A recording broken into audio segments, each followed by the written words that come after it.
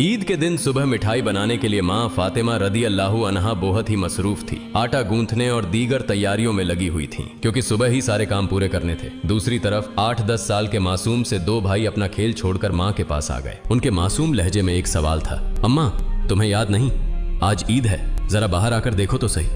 मोहल्ले के लड़के लड़कियां नए नए कपड़े पहनकर कितना खुश हो रहे हैं और हम दोनों ने तो अभी तक नए कपड़े भी नहीं पहने। क्या इसका मतलब यह है कि हम आज ईद नहीं मनाएंगे?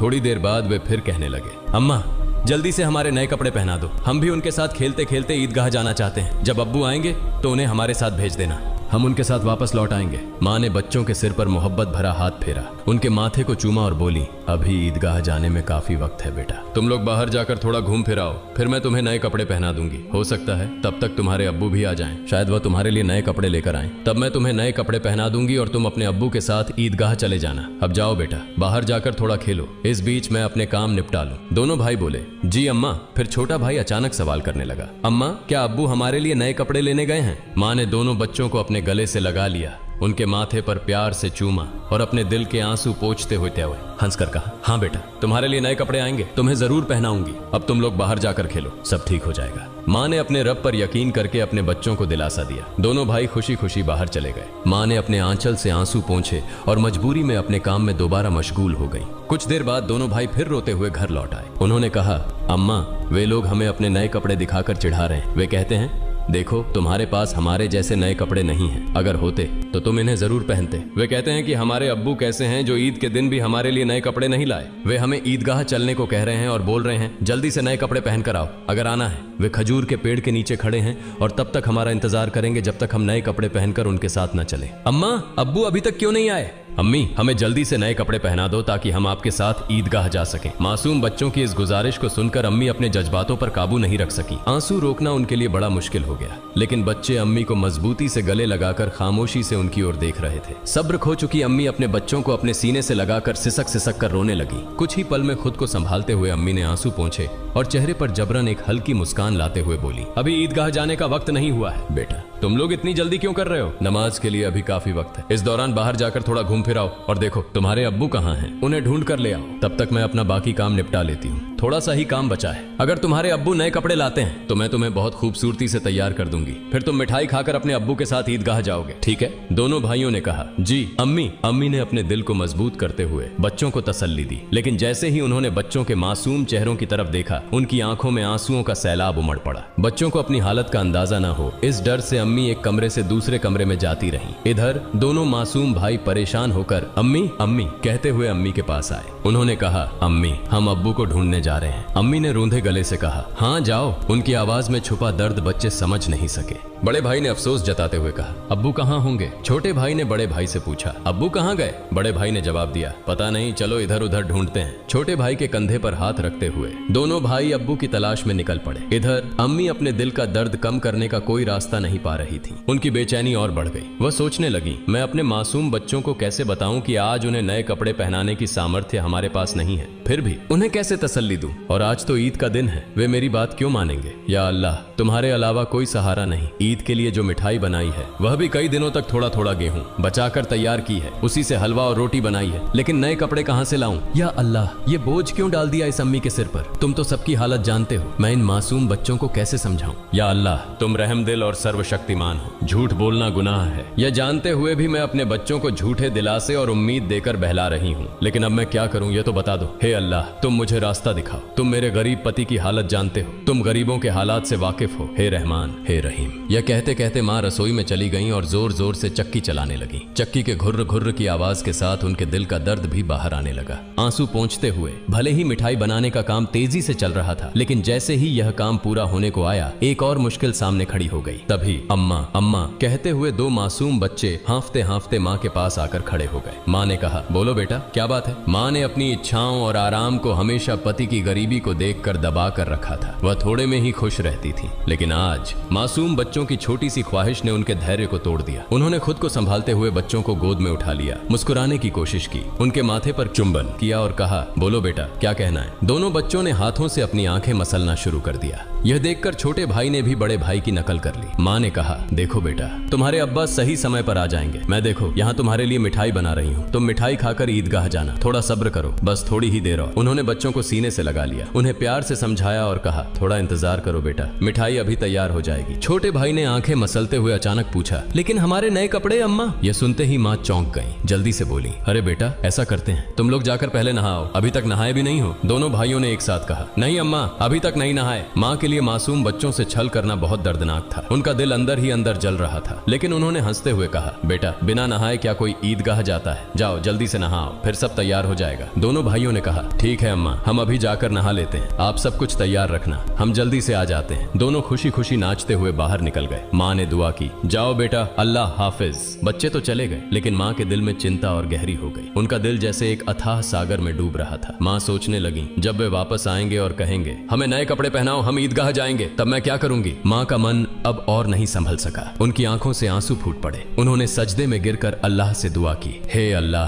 तुम ही मेरा सहारा हो, तुम इस बेबस माँ की मदद करो, तुम मुझे इस स्थिति से बाहर निकालो। हे अल्लाह, तुम्हारे अलावा मेरा कोई नहीं है, मुझे राहत दो, इस स्थिति से मुक्ति दो। इसके बाद माँ किसी उन्मादी की तरह बोलने लगी, हे अल्लाह, तुम तो बच्चों की माँ का दिल समझते हो। 3 बार इन मासूम नासमझ बच्चों को बहला फुसलाकर मैंने किसी तरह संभाल लिया, लेकिन अब क्या करूं, अब क्या कहूं। तुम ही मुझे रास्ता दिखाओ, हे अल्लाह, तुम ही मुझे सहारा दो, तुम सर्वशक्तिमान हो, तुम सब कर सकते हो। फिर उन्होंने जोर से चिल्लाते हुए कहा, तुम सब कर सकते हो अल्लाह, तुम सब कर सकते हो। उधर नहाने के बाद दोनों भाई खुशी खुशी हाथ में हाथ डाले घर की ओर चल पड़े। कुछ ही देर में दोनों भाई हंसते खेलते घर पहुंचे और जोर से आवाज देने लगे, अम्मा अम्मा, हम आ गए अम्मा। लेकिन माँ की ओर से कोई जवाब नहीं आया। छोटा भाई बड़ी मासूमियत से अपने बड़े भाई की ओर देखने लगा और पूछा, भैया माँ बोल क्यों नहीं रही हैं? क्या माँ सो रही हैं? बड़ा भाई छोटे भाई को अपनी बाहों में लेकर उसे दिलासा देने लगा, रुको मैं देखता हूँ। जैसे ही बड़ा भाई माँ को जगाने के लिए हाथ बढ़ाने वाला था, उसी समय दरवाजे पर जोर से खटखटाने की आवाज आई। बड़े भाई ने डरते हुए पूछा, कौन है बाहर?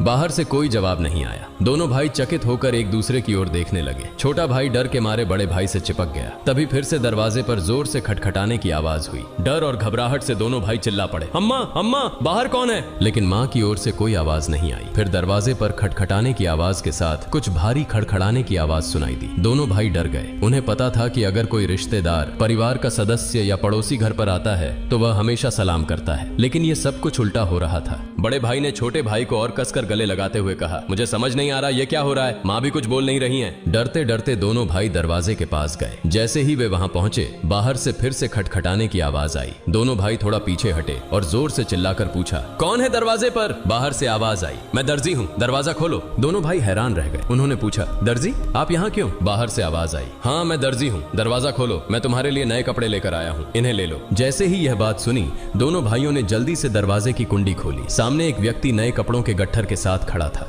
दोनों भाई एक पल के लिए हैरान रह गए। दर्जी ने कपड़े उनकी ओर बढ़ाए। बड़े भाई ने झटपट सारे कपड़े अपने हाथों में ले लिए और छोटे भाई का हाथ पकड़कर तेजी से दौड़ते हुए माँ के पास पहुंचा। उस समय माँ अब भी संभल नहीं पाई थी, वह गुपचुप आंसू बहा रही थी। दोनों भाई बोले, अम्मा अम्मा, देखो दर्जी हमारे लिए कितने सुंदर सुंदर नए कपड़े लेकर आया है, जल्दी से हमें कपड़े पहनाओ, हम ईदगाह जाएंगे। बड़े भाई की बात सुनते ही छोटा भाई भी चहकते हुए बोला, हाँ अम्मा जल्दी करो, अगर देर हो गई तो हमें नमाज का समय नहीं मिलेगा। माँ यह सुनकर हैरान रह गई। कुछ पल के लिए बच्चों की ओर देखा और उन्हें गले लगाकर फूट फूट कर रोने लगी। इसके तुरंत बाद उन्होंने बच्चों को छोड़ दिया और सीधे सजदे में गिर गईं। उन्होंने कहा, है अल्लाह, तुम्हारी महानता को कौन समझ सकता है। उन्हें तुरंत समझ में आ गया कि जो व्यक्ति नए कपड़े लेकर दर्जी बनकर आया था, वह वास्तव में दर्जी नहीं था। निश्चित ही वह अल्लाह के भेजे हुए फरिश्तों में से एक था। माँ सजदे से उठी और जल्दी से बच्चों से बोली, जाओ बेटा जाओ, उसे मेरा सलाम कह देना और कहना कि वह आज हमारे घर से विदा हो जाए। लेकिन बच्चों को यह बात याद ही नहीं रही। दोनों भाई नए कपड़े पाकर इतने खुश थे कि उनकी खुशी का ठिकाना नहीं रहा। माँ ने बच्चों को देख उनके सिर और पीठ पर हाथ फेरकर उन्हें गोद में लेकर प्यार किया और माथे पर चूमा। फिर हल्के से डांटते हुए कहा, बेटा क्या तुम अभी तक नहीं गए? दर्जी साहब को क्या लगेगा?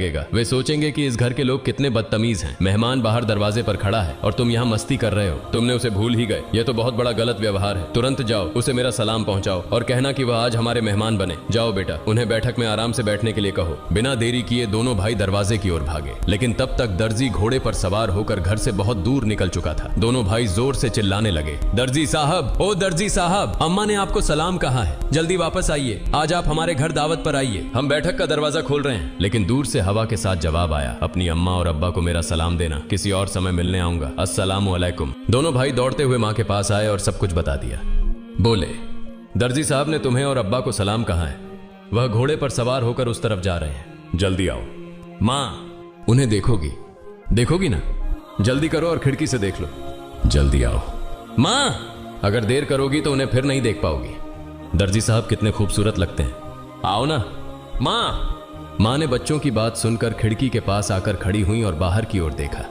उन्होंने देखा एक तेजस्वी पुरुष नजर आया। वह आकाश की ओर उड़ते जा रहे थे और उनके शरीर की चमक चारों ओर फैली हुई थी। उनकी रोशनी सूर्य की किरणों को भी फीका कर रही थी। मां तन्मय होकर यह सब देख रही थी। अचानक वह पुरुष घोड़े सहित कहीं अदृश्य हो गए। उन्हें अब और नहीं देखा जा सकता था। इतने में दोनों भाई जोर से चिल्लाकर बोले, अम्मा, अम्मा देखो, वो रहे अब्बा, दूर से आ रहे हैं। वह मां ने बच्चों को लेकर अंदर कमरे में ले गईं और उनके शरीर पर नए कपड़े पहनाने लगी। उसकी आंखों से खुशी के आंसू बह रहे थे। दोनों भाइयों ने हैरानी से पूछा, अम्मा, अम्मा, तुम क्यों रो रही हो? मां ने कहा, बेटा मैं क्यों रो रही हूँ यह तुम अभी नहीं समझोगे। तुम्हारी उम्र अभी इतनी नहीं हुई है, लेकिन आज से यह बात याद रखना, एक पल के लिए भी अल्लाह ताला को भूलना मत। अल्लाह को हमेशा याद रखना। जो हमेशा अल्लाह को याद रखता है वह कभी भी मुसीबत में नहीं पड़ेगा। अगर तुम इस छोटी सी बात को हमेशा अपने दिल में बसा लोगे और जिंदगी भर अल्लाह को नहीं भूलोगे तो देखोगे कि अल्लाह हमेशा तुम्हारी मदद करेगा। वायदे वह कभी तुम्हें कठिनाइयों में नहीं डालेगा। माँ अपने बच्चों को यही नसीहत दे रही थी और साथ ही उन्हें नए कपड़े पहना रही थीं। जब बच्चों को सजाने का काम पूरा हो गया तो मां ने सुरमे का डिब्बा लाकर छोटे बेटे की आंखों में सुरमा लगाया। बड़े बेटे की आंखों में सुरमा लगाते ही दरवाजे के बाहर से आवाज आई, अस्सलामु अलैकुम या फातिमा तुझ जहरा। अंदर से हजरत फातिमा रजी अल्लाह ताला अन्हा ने जवाब दिया, वालेकुम अस्सलाम या अली करीमुल्लाह। छोटा बेटा दौड़कर बाहर गया और चिल्लाने लगा, अब्बा आ गए, अब्बा आ गए। बड़ा बेटा बाहर जाने ही वाला था, लेकिन मां ने उसे रोक लिया क्योंकि उसकी आंखों में सुरमा लगाना बाकी था। मां थोड़ी गुस्से में बोली, बैठो बैठो, पहले सुरमा लग जाने दो। इस बीच छोटा भाई अपने अब्बा का हाथ पकड़कर अंदर ले आया। तब तक बड़े भाई की आंखों में सुरमा लगाया जा चुका था। दोनों बेटों को देखकर अब्बा हैरान हो गए और बोले, यह क्या, इतने सुंदर कपड़े ये कहां से आए? फिर दोनों भाइयों ने अपनी मां और अब्बा को गले लगाकर खुशी जताई। हजरत फातिमा रजी अल्लाह ताला अन्हा ने बच्चों की आवाज शांत कराते हुए हजरत अली रजी अल्लाह ताला अन्हु को सारी घटना सुनाई। हजरत अली रजी अल्लाह ताला अन्हु जैसे ही यह बात सुनी सजदे में गिर गए और बोले, हे अल्लाह, तुम्हारे लिए कुछ भी असंभव नहीं है। तुम महान हो, असीम हो, तुम दयालु और सर्वशक्तिमान हो। सजदे से उठकर उन्होंने हजरत फातिमा रजी अल्लाह ताला अन्हा से कहा, जो दर्जी बनकर बच्चों के लिए कपड़े लाए, क्या तुम उन्हें पहचानती हो? क्या तुमने जान लिया कि वह कौन थे? हजरत फातिमा रजी अल्लाह ताला अन्हा ने कहा, नहीं, लेकिन इतना निश्चित है कि वह अल्लाह के किसी भेजे हुए फरिश्ते थे, इसमें कोई शक नहीं। हालांकि यह मेरी अपनी धारणा है। हजरत अली रजी अल्लाह ताला अन्हु ने कहा, हाँ तुमने सही कहा, यह अल्लाह की महिमा है। वह हजरत जिब्राइल अलैहिस्सलाम थे। हजरत फातिमा रजी अल्लाह ताला अन्हा की जुबान से अचानक जोर से निकला, अल्लाहु अकबर। यह कहते हुए वह भी सजदे में गिर गईं। उन्हें देखकर हजरत हसन और हजरत हुसैन रजी अल्लाह ताला अन्हुमा भी अपनी मां के पास गए और उनका हुबहू अनुसरण करते हुए सजदे में गिर गए। प्रिय दर्शकों, आशा है कि आपको यह वीडियो पसंद आया होगा। अगर अच्छा लगा हो तो इसे लाइक और शेयर करें ताकि अन्य मुस्लिम भाई बहन भी इसे जान सकें। और इस तरह की और वीडियो पाने के लिए हमारे चैनल को सब्सक्राइब करें। अस्सलामु अलैकुम।